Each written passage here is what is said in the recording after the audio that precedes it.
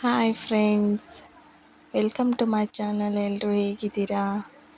ಎಲ್ಲರೂ ಚೆನ್ನಾಗಿದ್ದೀರಾ ಅಂತ ಅನ್ಕೋತೀನಿ. ನಾನು ಕೂಡ ಚೆನ್ನಾಗಿದ್ದೀನಿ. ಇವತ್ತು ನಾನು ನಿಮಗೆ ಹೋಮ್ ಮೇಡ್ ಕಾಫಿ ಪುಡಿಯನ್ನು ಹೇಗೆ ಮಾಡೋದು, ಮನೆಯಲ್ಲೇ ಕಾಫಿ ಪುಡಿಯನ್ನು ಹೇಗೆ ತಯಾರಿಸೋದು, ಮನೆಯಲ್ಲಿ ಕಾಫಿ ಬೀಜಗಳಿದ್ದರೆ ಅನ್ನೋದನ್ನು ಹೇಳ್ಕೊಡ್ತೀನಿ. ಕಾಫಿ ಬೀಜವನ್ನು ಕಾಫಿ ಹಣ್ಣಿನಿಂದ ಕಾಫಿ ಬೀಜವನ್ನು ತೆಗೆದು ಅದನ್ನು ಚೆನ್ನಾಗಿ ಒಣಗಿಸ್ಬೇಕು. ತುಂಬ ಒಂದು 3-4 ದಿನ ಅಂತೂ ಒಳ್ಳೆ ಬಿಸಿಲಲ್ಲಿ ಒಣಗಿಸಿದ್ರೆ ಕಾಫಿ ಬೀಜ ಚೆನ್ನಾಗಿ ಒಣಗುತ್ತೆ. ಅದನ್ನು ಚೆನ್ನಾಗಿ ಲೋ ಫ್ಲೇಮಲ್ಲಿ ಹುರಿಬೇಕು. ಚೆನ್ನಾಗಿ ಅಂದರೆ ಅದು ಬ್ರೌನ್ಗಿಂತ ಸ್ವಲ್ಪ ಜಾಸ್ತಿನೇ ಬ್ಲ್ಯಾಕ್ ಆಗಬೇಕು. ಆ ಥರ ಹುರಿದು ಅದನ್ನು ಗ್ರೈಂಡ್ ಮಾಡಿ ಜರಡಿಯನ್ನು ಹಿಡಿಬೇಕು. ಜರಡಿ ಹಿಡಿದು ಮೇಲೆ ಸ್ವಲ್ಪ ದಪ್ಪಾಗಿರೋಂಥ ನುಚ್ಚು ಬರುತ್ತೆ, ಅದನ್ನು ಮತ್ತೆ ರುಬ್ಬಿ ನಾನು ಎಲ್ಲದನ್ನು ಪುಡಿ ಮಾಡಿದ್ದೀನಿ. ಕಾಫಿ ಬೀಜವನ್ನು ಹುರಿಬೇಕಾದ್ರೆ ಕಾಫಿದು ಸ್ಮೆಲ್ಲು ತುಂಬ ಚೆನ್ನಾಗಿ ಬರ್ತಾಯಿತ್ತು. ಅದನ್ನು ಗ್ರೈಂಡ್ ಮಾಡಬೇಕಾದ್ರಂತೂ ಇನ್ನೂ ಘಮ ಘಮ ಅಂತ ಇತ್ತು ಕಾಫಿ ಪುಡಿ. ಕಾಫಿ ಕುಡಿತಾ ಇದ್ದೀವೇನೋ ಅನ್ನೋ ಥರ ಫೀಲ್ ಆಗ್ತಾಯಿತ್ತು, ಅಷ್ಟು ಘಮ ಘಮ ಅಂತ ಇತ್ತು ಕಾಫಿ ಪೌಡರು. ಪುಡಿ ಮಾಡಿರುವಂಥ ಕಾಫಿ ಪುಡಿಯನ್ನು ನಾನು ಒಂದು ಡಬ್ಬಿಯಲ್ಲಿ ತುಂಬಿಟ್ಟೆ. ನಮ್ಮ ಮನೆಯಲ್ಲಿರೋ ಕಾಫಿ ಡಬ್ಬಿಗಿಂತ ಸ್ವಲ್ಪನೇ ಕಾಫಿ ಪೌಡರ್ ಜಾಸ್ತಿ ಆಗಿತ್ತು.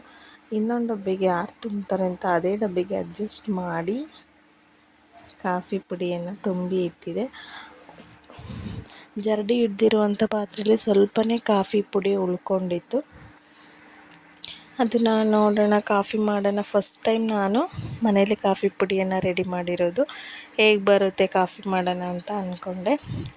ನಮ್ಮ ಮನೆ ಹಿಂದೆ ಒಂದೇ ಒಂದು ಕಾಫಿ ಗಿಡ ಇದೆ. ಅದರ ಪ್ರತಿ ವರ್ಷ ಕಾಫಿ ಬೀಜ ಬರುತ್ತೆ. ಬಟ್ ನಾವು ಆ ಕಾಫಿ ಬೀಜನ ಪ್ರತಿ ವರ್ಷ ಅಂಗಡಿಗೆ ಕೊಟ್ಟು ಬೇರೆ ಕಾಫಿ ಪೌಡರನ್ನು ತಗೊಬರ್ತಾ ಇದ್ವಿ. ಫಸ್ಟ್ ಟೈಮ್ ನಾನು ಕಾಫಿ ಪುಡಿಯನ್ನು ಮನೆಯಲ್ಲೇ ಮಾಡ್ತಾ ಇರೋದು. ಅದು ಟೇಸ್ಟ್ ಹೇಗೆ ಬರುತ್ತೆ ಅಂತ ಮಾತ್ರ ಗೊತ್ತಿಲ್ಲ.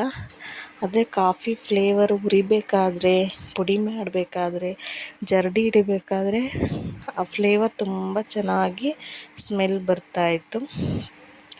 ಕಾಫಿನೂ ಚೆನ್ನಾಗಿ ಬರುತ್ತೆ ಅಂತ ಅಂದ್ಕೊಂಡಿದ್ದೀನಿ. ನೋಡೋಣ, ಕಾಫಿ ಮಾಡಿ ಟ್ರೈ ಮಾಡಿ ಒಂದು ಸಲ ಅಂತ ಕಾಫಿ ಮಾಡೋಕ್ಕೆ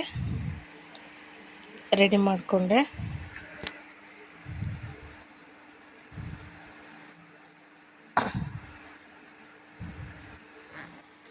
ಈ ಸಲ ಕಾಫಿ ಪೌಡರ್ ಕಾಫಿ ಚೆನ್ನಾಗಿ ಬಂದರೆ ಪ್ರತಿ ವರ್ಷ ಇನ್ನು ಕಾಫಿ ಬೀಜನ ನಾವು ಸೇಲ್ ಮಾಡದೆ ಮನೆಯಲ್ಲೇ ಮಾಡ್ಕೋತೀವಿ.